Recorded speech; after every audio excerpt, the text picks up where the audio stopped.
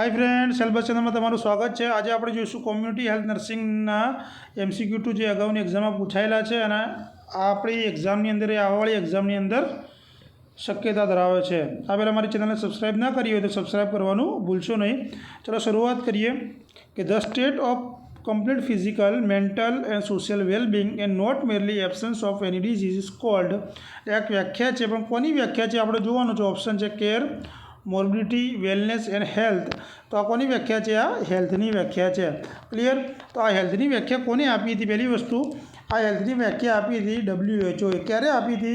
1948ની અંદર। Clear? World health organisations, જેનું headquarter કઈ જગ્યાએ છે? જીનીવાની અંદર આવેલું છે। ક્લિયર? ચલો આગળ જોઈએ। HDI stand four health department of India, health development institute, human development institute और ह्यूमन डेवलपमेंट इंडेक्स। बराबर मोस्ट टाइम क्वेश्चन है।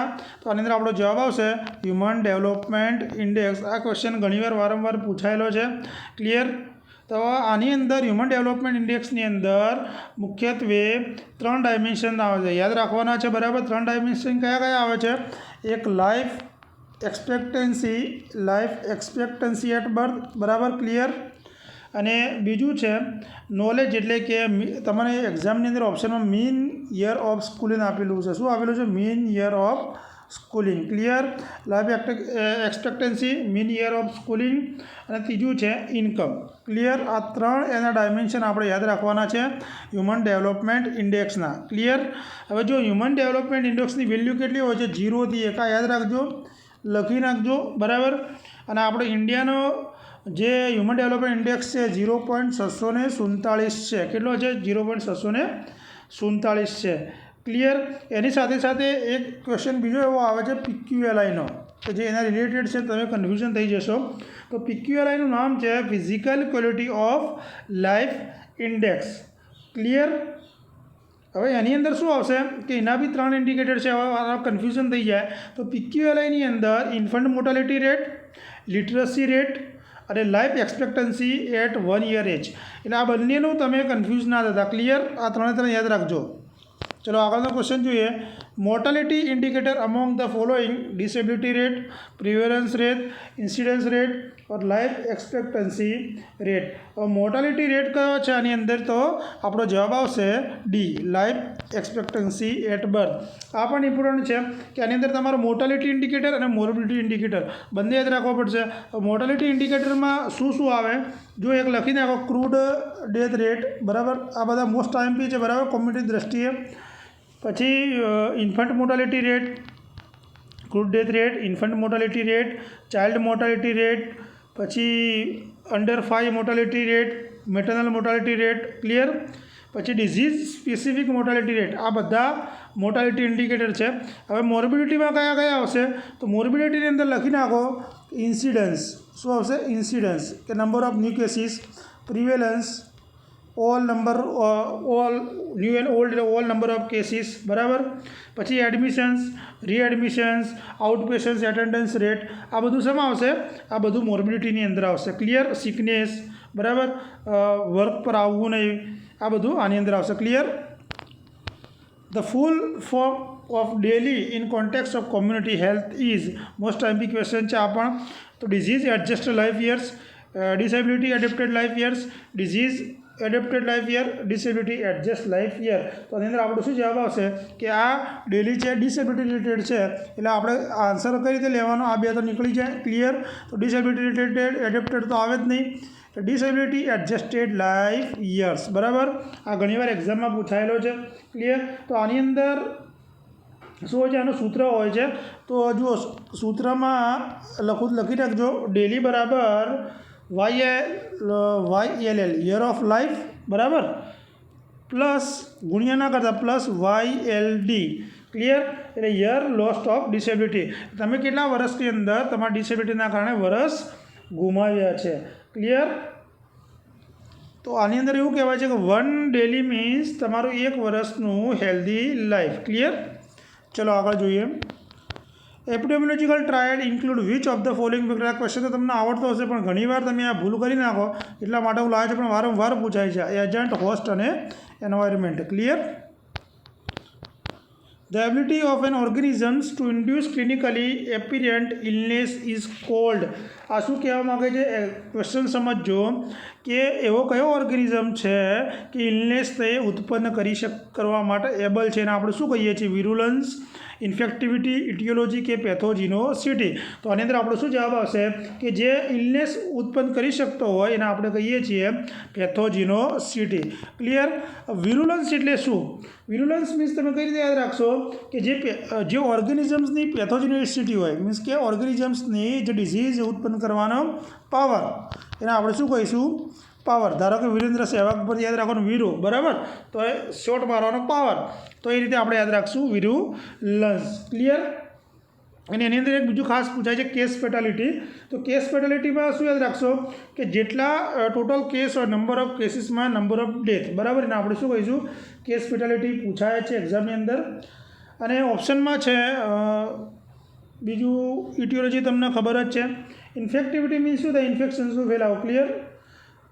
કે જે ઓર્ગેનિઝમ હોય એ ઇન્ફેક્શન્સ ફેલાવવા માટે ફેલાવતો હોય એને આપણે શું કહીએ છીએ? ઇન્ફેક્ટિવિટી. ક્લિયર? ચલો ઓપ્શન ક્લિયર થઈ ગયા. ચલો આગળ જોઈએ. Floating tip of iceberg of disease represent most IMP question છે. Clinical cases, undiagnosed cases, carriers અને ઇન્ક્યુબેશન્સ પીરિયડ. હવે જો આની અંદર તમે ઉતાવળ નહીં કરવાની, ક્વેશ્ચન્સ બે રીતે આવે છે, બરાબર? હવે આ રીતનું હોય છે આખું ડાયાગ્રામ. ક્લિયર? આ રીતે તમને બતાવે છે આખો આઇસબર્ગનો, બરાબર? આ ફ્લોટિંગ ટીપ કહેવાય. અને જે અંદરનો ભાગ હોય એ શું હોય છે? સબમર્જ પોર્શન કહેવાય એને. ક્લિયર? આ બે વસ્તુ સમજી લો, હું તમને સમજાવી દઉં. ફ્લોટિંગ ટીપની અંદર હવે બીજો એક એવો ક્વેશ્ચન પૂછે છે, એ સબમર્જ પોર્શન્સવાળો જ પૂછે છે. ક્લિયર? તો ફ્લોટિંગ ટીપની અંદર આપણો શું જવાબ આવશે? Clinical cases. અને જ્યારે સબમર્જ પોર્શન પૂછે ત્યારે આપણે કહેવાનું છે અનડાયગ્નોઝ કેસીસ. શું કહેશું? અનડાયગ્નોઝ કેસીસ. ક્લિયર થઈ ગયું બંને?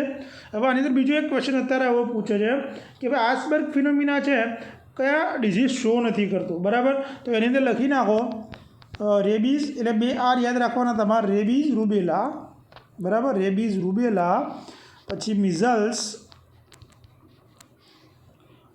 અને ટીટેનસ. ક્લિયર? આ ચાર ડિઝીઝ આઇસબર્ગ ફિનોમિના રિપ્રેઝન્ટ નથી કરતું. ક્લિયર થઈ ગયું? ચલો.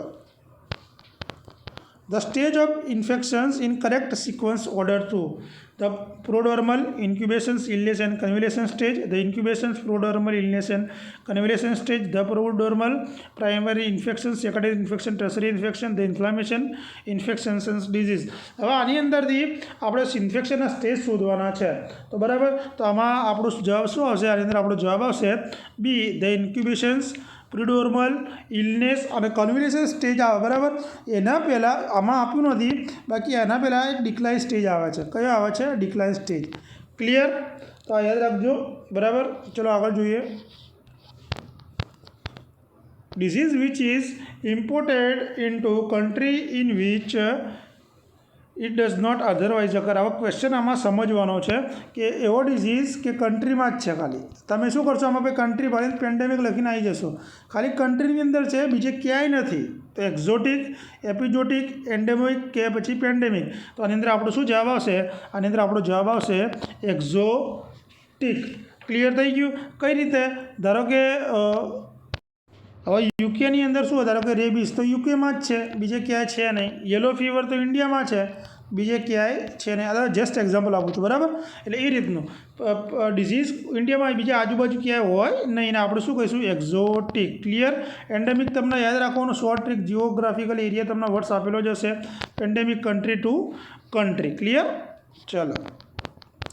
Outbreak of disease in bird populations. આ બહુ જ આવી ઘણીવાર પૂછાયેલો ક્વેશ્ચન છે. એપિડેમિક, એન્ડેમિક, એપોર્નેટિક અને ઝૂનોસિસ. એટલે આપણે ઉતાવળમાં શું કરીને આવીએ? ઝૂનોસિસ કરીને આવીએ. એટલે જ મેં ક્વેશ્ચન્સ લીધો છે. બર્ડ પોપ્યુલેશન્સની અંદર જવાબ આવશે એપોર્નેટિક. ક્લિયર? ઓકે, ચલો હવે આગળ જોઈએ. વિડીયો લાઇક શેર કરજો. વિડીયો ગમતો હોય તો મને મોટિવેશન્સ મળી રહે. The continuous scrutiny for the factor that cause occurrence and distributions of disease is known as. શું કહેવા માગે છે? સ્ક્રુટિનિટી કરવાનું છે. કોનું? ફેક્ટરનું. કે જે ફેક્ટર ડિઝીઝનો ડિસ્ટ્રીબ્યુટ કરી શકે એવા ફેક્ટરનું આપણે સ્ક્રુટિનિટી કરીને શું કહેવાય? સ્ક્રીનિંગ, મોનિટરિંગ, સર્વેલન્સ કે પછી ઇરાડિકેશન્સ તો આને આપણે શું કહીશું? આપણો જવાબ આવશે સર્વેલન્સ. સર્વે કરીએ તો જેનો ફેક્ટરનો આપણને માહિતી મળે. ક્લિયર? સર્વેલન્સમાં એક બીજું મેં કાલ કીધું હતું, છતાં મેં તમને કહું, સેન્ટિનલ સર્વેલન્સ એટલે હિડન કેસીસ કોમ્યુનિટીની અંદર શોધવા. કેવા? હિડન કેસીસ કોમ્યુનિટીની અંદરથી શોધવા. ક્લિયર? ચલો. The first persons become a sick in epidemic is called, કે પહેલો માણસ બીમાર પડે એને આપણે શું કહીશું? Primary case, contact case, secondary case કે પછી ઇન્ડેક્સ કેસ. તો એની અંદર આપણો શું જવાબ આવશે? જે માણસ પહેલો બીમાર પડે એપિડેમિકની અંદર એને આપણે કહીશું પ્રાઇમરી કેસ. આની સાથે સાથે ઇન્ડેક્સ કેસનું પણ વારંવાર પૂછાય છે. ક્લિયર? ઇન્ડેક્સ કેસ કોને કહીશું આપણે?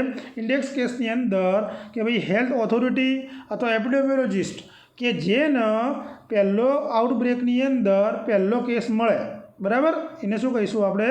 ફર્સ્ટ કેસ મળે એને આપણે શું કહેવાય? Index case. ક્લિયર? આ સિક બીમાર પડે પહેલો પર્સન એને આપણે પ્રાઇમરી કેસ કહીશું. ક્લિયર? ચલો, okay. Open vial policy is applicable to of the following vaccine. ઘણાને આમાં નથી આવડતું, બધાએ લોચા જ કરે છે આમાં. મિઝલ્સ, રોટાવાયરસ, જાપાનીઝ ઇન્સેફેલાઇટિસ અને હેપેટાઇટિસ બી.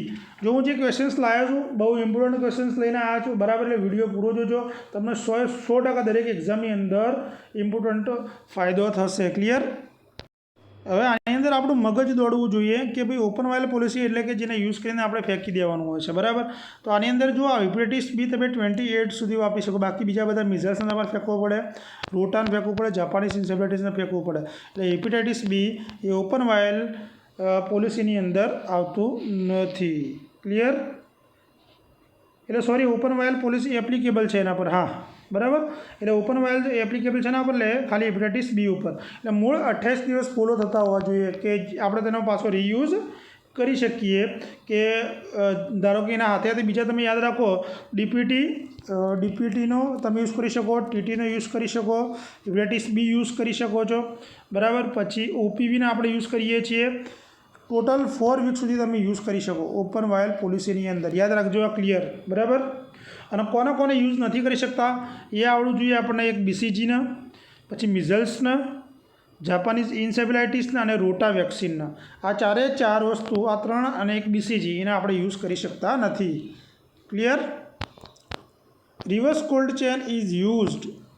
જો રિવર્સ કોલ્ડ ચેન શેના માટે યુઝ થાય છે? લગભગ બધાને આવડતું હશે, હું ડાયરેક્ટ આન્સર જ કહું છું કે carrying stool sample from polio patient from primary to laboratory. બરાબર. આ એનો જવાબ છે કે સ્ટૂલનું સેમ્પલ લઈ જવાનું, આમાં કોઈ વેક્સિન લઈ જવાની જરૂર છે નહીં. ક્લિયર? યાદ રાખજો આ. અને આ શામાં લઈ જવા છે કે એક્ઝામમાં પૂછાય છે? રેડ કેરિયર વેક્સિન્સમાં. કેવા? રેડ કેરિયર વેક્સિન્સની અંદર આનું ટેમ્પરેચર 2 થી 8 જ આપણે મેન્ટેન કરવાનું છે. કેટલું મેન્ટેન કરવાનું છે? 2 થી 8 જ આપણે મેન્ટેન કરવાનું છે. ક્લિયર? અને લગભગ કયા કેસમાં આપણે લઈ જવાની જરૂર પડે તમને આ ખબર પડી ગઈ. પણ એક્યુટ ફ્લાસિડ પેરાલિસિસ હોય, શામાં? એક્યુટ ફ્લાસિડ પેરાલિસિસમાં નિદાન માટે આ લઈ જવું પડે છે. અને રેડ વેક્સિનનો હોય છે, બરાબર. યાદ રાખજો, રેડ વેક્સિન હોય છે. Clear? World Immunization Week is celebrated last week of April, last week of June, last week of May. None of this. તો વર્લ્ડ ઇમ્યુનાઇઝેશન ક્યારે યુઝ થાય છે? તો last week of April. Clear? ક્યારે? Last week of April. ચલો આગળનો પ્રશ્ન જોઈએ. The full form of AEFI. તમે આવા બધા પ્રશ્નો છોડી દો છો પણ આવા જ પૂછાય છે. Adverse effect following injections, adverse event following immunisations, adverse effect following immunisations અને એડવર્સ ઇવેન્ટ ફોલોઈંગ ઇન્જેક્શન્સ. ખાસ કરીને આ શાના માટે યુઝ થાય છે? કે જ્યારે આપણે વેક્સિનેશન્સ કરતા હોય ત્યારે જે જોવા મળે એમાં આ આવતું હોય છે, બરાબર. એઈએફઆઈ એ WHO એ ખાસ કર્યું છે વેક્સિન માટે. તો આની અંદર આપણો જવાબ આવશે B, adverse event following immunisations. Clear? Polyvalent vaccine consisting of. Polyvalent vaccine કોને કહીશું? કે most strain of the same species, single organisms, most strain of different species કે સિંગલ સ્પેસીસ. તો પોલિવેલન્ટની અંદર આપણો જવાબ આવશે most strain of the same species. Clear?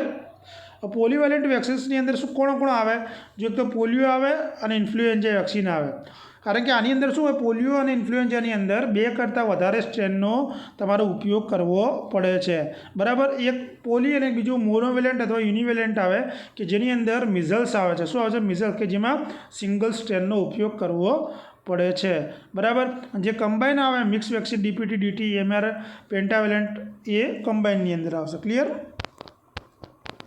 Technique of administrating BCG vaccine આ વારંવાર પૂછાયેલો છે. Jet injections, intravenous injections, subcutaneous injections કે ઇન્ટ્રાડર્મલ સ્ક્રેચ ઇન્જેક્શન્સ.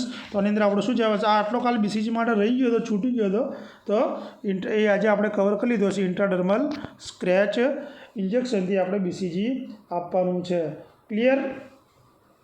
ચલો આગળ જોઈએ.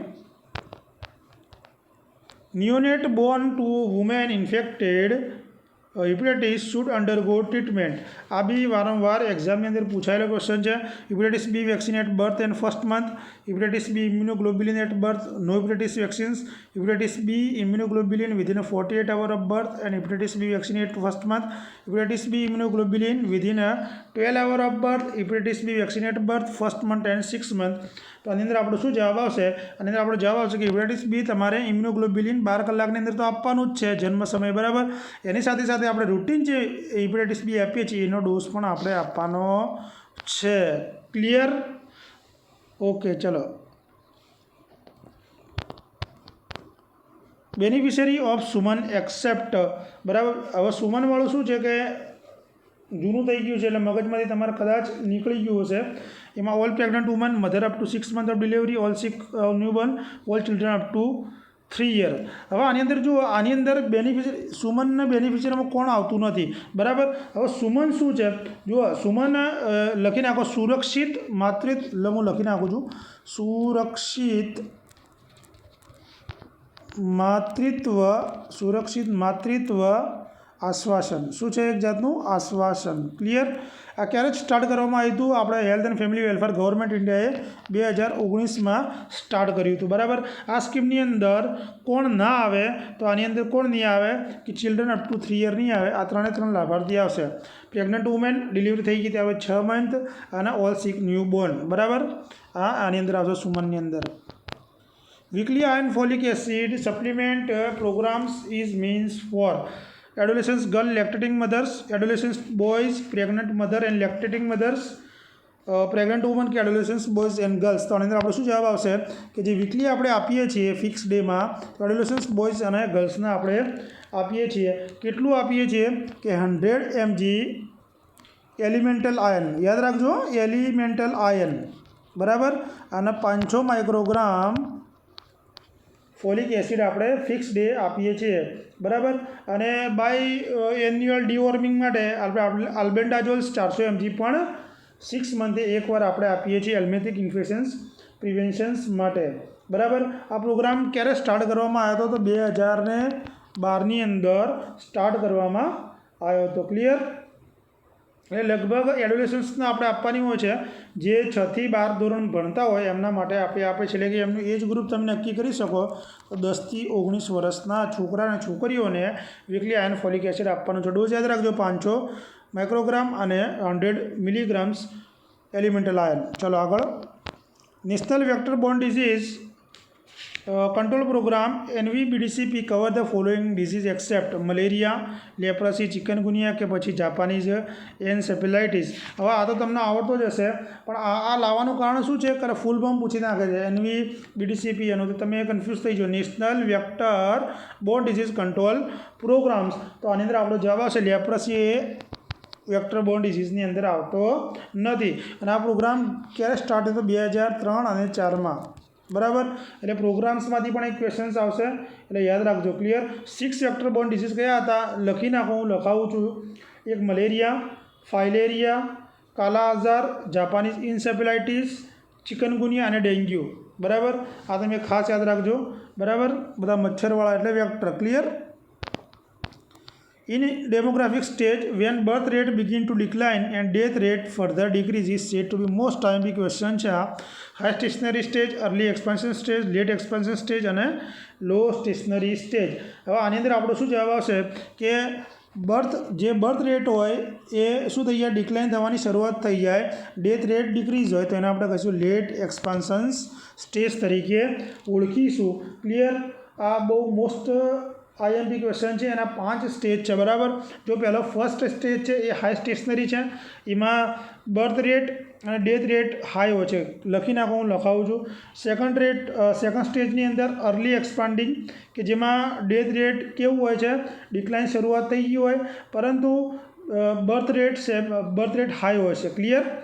थर्ड स्टेजनी अंदर लेट एक्सपांडिंगनी अंदर डेथ रेट कन्टिन्यूअस डिक्लाइन होय पण एनी अंदर बर्थ रेट शू होय ऑल्सो डिक्लाइन थाय, बर्थ रेट में घटे। आपणे इंडियानी अंदर शू आवशे लेट एक्सपांडिंग स्टेज आवे छे। फोर्थ स्टेज में लो स्टेशनरीनी अंदर बर्थ और डेथ रेट बंने लो होय बराबर। जो पहला में कई रीते राखवानुं बंने हाई होय एटले फर्स्ट स्टेज बराबर, जेने आपणे हाई स्टेशनरी कहीए। लो स्टेशनरी चौथो तो बंने लो होय। फिफ्थ स्टेजनी अंदर डिक्लाइननी अंदर birth rate lower, birth rate death rate करता पण ओछो होय। क्लियर थई गयुं। चलो आगे જોઈએ।